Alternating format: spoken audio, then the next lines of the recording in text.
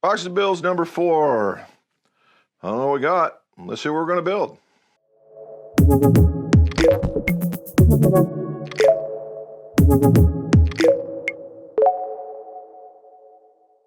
Welcome back to the Golf Shop. Jim McCleary, and this is number 4, as you can tell right here, and of the boxes to build series, and they just keep coming, and that's awesome. This one is a Titleist box from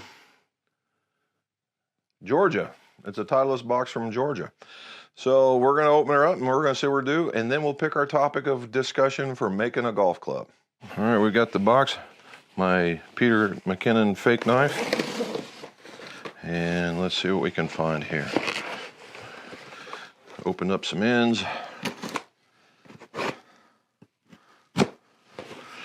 Open up this end. Which again, where the heads are. All right, let's see what we got.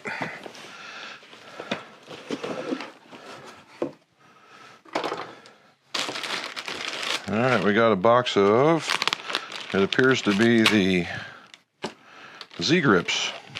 So a corded grip from Golf Pride. Very, very aggressive texture, so that's a good thing. A set of black ferrules. A set of shafts and a wrapper. Let's see what we got.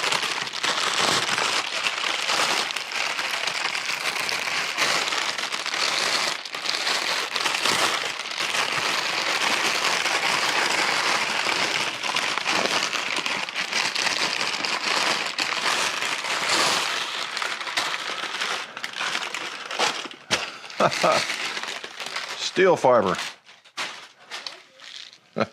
Some more steel fibers in my 80s. That'll be a little different look than what we've done in the past. We'll set these down over here, and we will just take off all the plastic right now.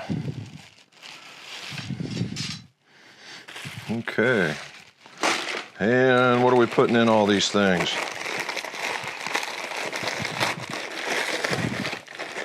It would appear to be T100s. They've been removed, but the 6-iron looks in pretty good shape. All right, let's see what else we got in here. How far up the set are we going?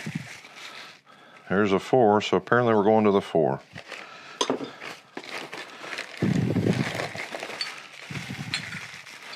Oh, we got a wedge. 9. A Vokey wedge, a SM8. Ooh. All right.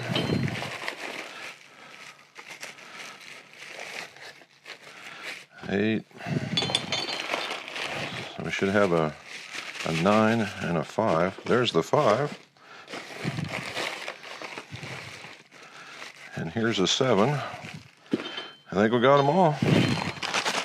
Yep. All right, so let's clean up and let's figure out our topic. All right, before we get into the discussion of the build and the topic that we're going to do, please, if you would, like, subscribe the video, hit that bell down at the bottom, and that is the notification bell, and that way you'll get notifications when I drop another video. Also, we have a live stream on Mondays at 17:30 or 5:30 p.m. Eastern Time. And we talk about golf equipment, golf opinions, that kind of stuff. Come join us. We talk with people from around the world, and we answer questions back and forth. It's a great little community to discuss golf stuff with. All right, starting from the top to the bottom, we've got a Golf Pride Z grip. And the Golf Pride Z grip obviously is a corded grip with a different kind of a pattern on it. And I think that's where they got the Z. It is a firmer, it's a firmer grip, right? And with the cord on it, that's what makes it firmer, in order to give you a whole bunch of feedback when you hit it really bad. And I can't tell. It appears to be a round grip. And sometimes you get these and you can feel around here, and you can see whether or not they have a rib in them. If they have a rib in them and they ask for logo down, you got to kind of watch that. So that's this one. And then, so because of this, we might go with this one as our topic of installing grips. Secondly is Steelfiber. We're talking about Steelfiber quite a bit. A lot of folks have been sending these in. Again, these are the Steelfiber 80. The last one I did was in the 110s and the X's. This is an 80 and an S-Flex. Again, this is a filament wound shaft, and that means it's like a string that attaches to here, and when the mandrel turns, and this thing turns, bzzz, that this string wraps around it and it keeps going back and it feeds on itself. I call it, it's akin to a bait casting reel, except for it's not as close. So you can have angles on this thing like this, in order to get levels of stiffness in these certain profile, or in these certain sections for a profile. After that, then what happens is then they put a steel mesh on the outside. We'll call it steel, a metal mesh on the outside, and it is extraordinarily small. So you have the light weight of a graphite shaft with basically a firmness for a steel, and that's steel fiber. That's what it's for. All right, now what do we? We're putting them into some Titleist T100s. This just so happens to be the second set. I have another set gluing right over there for a young lefty. Now, what is a T100? I haven't even looked into the website, to be honest with you. However, much like I've done in the past, I got a 4, I got a 6, and I got a 9, because that's where it goes to. And if we look, unlike the last set I showed you, they appear to be very, very similar, okay? So, the 4 actually appears, the 9 appears to be a little thinner, the 6 appears to be a little bit wider in the toe, and the 4 doesn't have nearly as much heel toe removal on the back. Now, what do I mean by that? So if you look at this, set those guys down. If you look at that and you look here in the back where my thumb's going, there's not a whole lot of removal. Looks like a standard club, right? Very good stuff. Now it doesn't have a whole lot of loft on it, so there's not a lot that they have to worry about. However, you get into the 6, it got a little bit more loft. All of a sudden, for me, I can start seeing more on the back there. And then we get into the 9 and it's even more prevalent. It's a little more rounded now. So maybe that's one way of hiding it, making it go. So again, ooh, that's good looking. All right, this T100s have very, very little offset, and some people might say none. I'm going to say it's in the millimeters, right? Very, very small numbers of millimeters.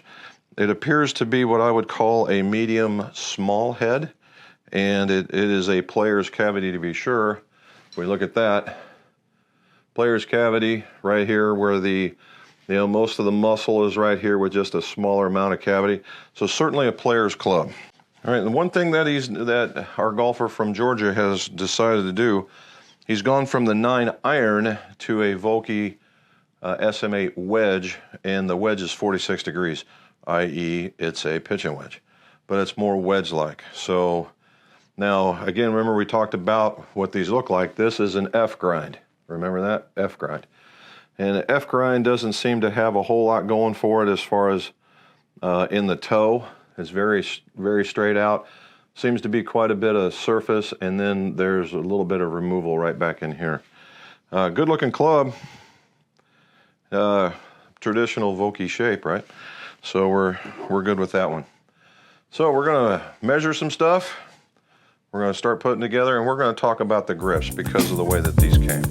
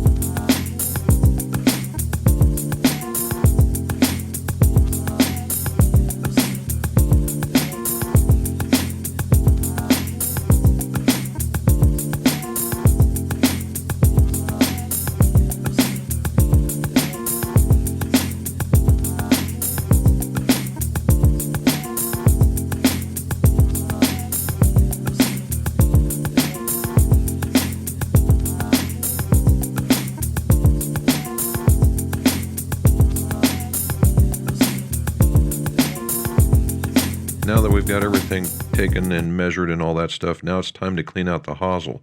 We have to clean out the hosel using a drill and the wire brush to ensure the whole area is cleaned up. If it's not clean, the epoxy won't bond. And when we get done with it, we do a little shining on it because of the heat that we've applied in order to give the golfer the best golf club that we can make. So let's go with this and let's pick up the pace a little bit.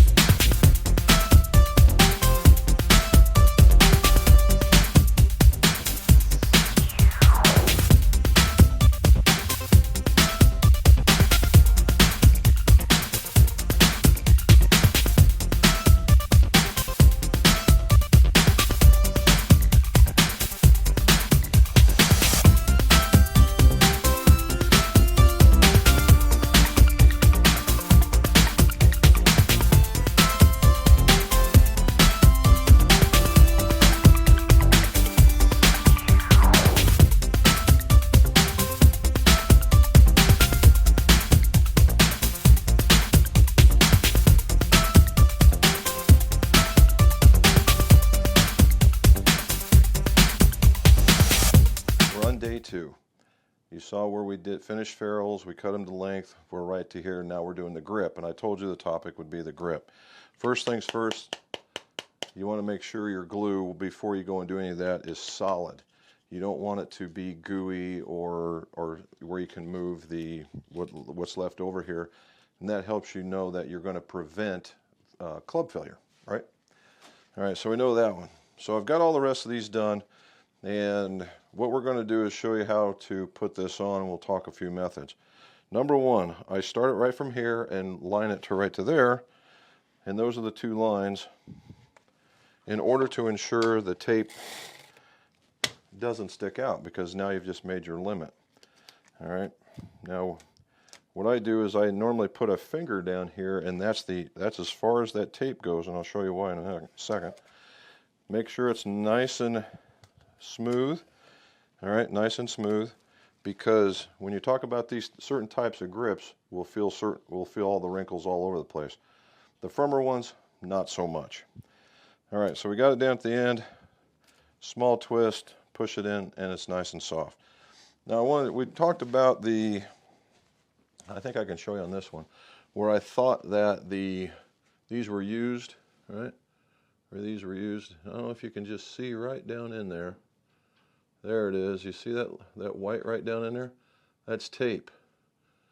All right, that's tape. Now what makes me think Now when we deal with stuff like that, while it's wet, there are ways to get it out. I typically use a wire brush, and a big one, and I go as far as I can. I pull as much as I can out. If you're doing this and you're leaving the tape in there, I would suggest letting it dry first, because if it's wet and you go to put it on, because there's a lot of friction here, that you have the ability to push that tape down, and it creates a lump or a gathering of the tape, and it will create a spot that maybe your hand sits on that you don't like, or something along that lines. So you want to just leave it on there, because now we're going to fill this thing full of solvent, which is going to try and loosen it. So speed will be of the essence. Now he wants to put logo down, and the other way, and the reason why I saw that there was tape in there, or I thought there was tape in there, is because, well, they all stopped right here, so somebody was doing a pretty good job with that. But what happened was I saw some in here, some kind of moving around, and then I got to looking a little harder, and sure enough, there was tape. Also, the back ends were kind of nasty, so we know we're redoing them. You want a logo down, so basically when you look at these, the way Golf Pride does it, they put a Golf Pride logo there with a stripe, a Golf Pride logo here with a stripe, and then we put in another notch down at the bottom, so we know that that's going at the 12 o'clock. All right, let's put these on. A little bit of that. Get the grip tape all nice and wet, and get it on there quick. And then the last bit is the alignment. All right, I tap it. That makes it seat. I check the alignment. Although the funny thing is, when alignment you don't have a logo, there's not a whole lot of lining going on. All right, let's do another one. I also had the grips weighed from lightest to heaviest, so we keep grabbing from the light side and going down. I'm putting my finger over the weep hole, and that's what's coming out. Now underneath is a catch pan, so that obviously you can catch and reuse this stuff, because this stuff's not cheap.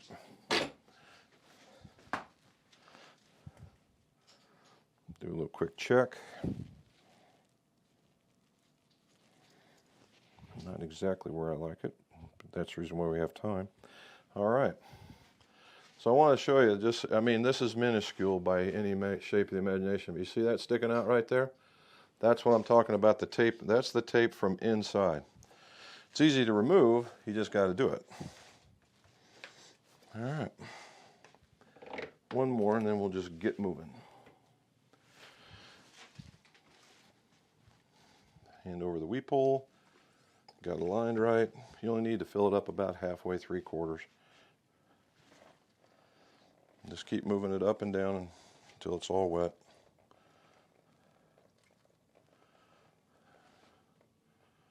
All right. I put that one on sideways, didn't I? Let's get this thing going. And that's the reason why you move fast, because you can make those kinds of corrections. Goofball. All right.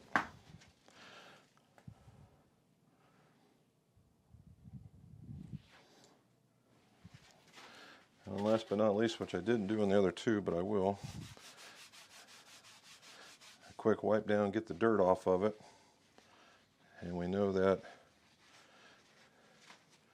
we made an improvement, because this is what I took off of it, and here are the differences.